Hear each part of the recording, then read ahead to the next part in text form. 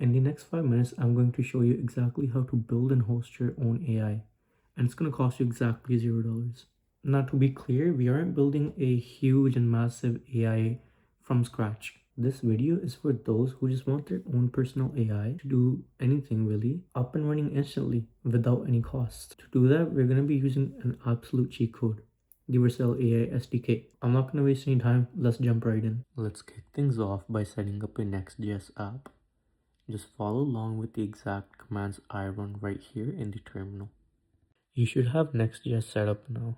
Next thing we're going to do is we're going to run it. Just follow along with the commands I run. When you open localhost, you see a default black screen like this. Next thing we're going to do is install shadcn. Follow the exact commands I choose. After shadcn is installed, you should have a white screen like this now. Next, let's install the AI SDK and create a .env file. You should see the env file below your public folder.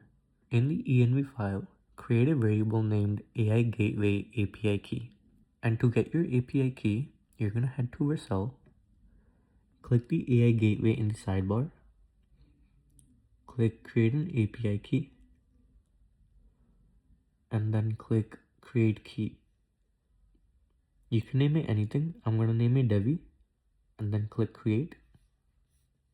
Copy the API key and put it in your env file for that variable. Now we're creating the route handler for our chat. This is basically the server endpoint our frontend will talk to whenever the user sends a message.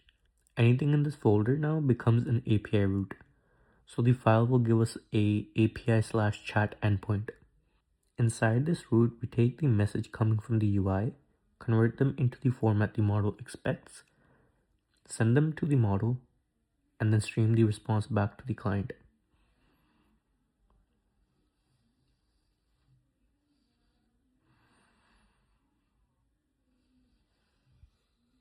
Next, we're going to update our page. You can copy the exact code as you see over here.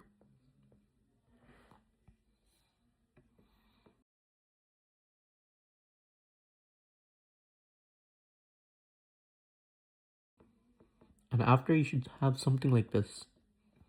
And this is just a rough version. We will be improving it on later, and I will be documenting the entire process. As you can see, I'm talking back and forth with it.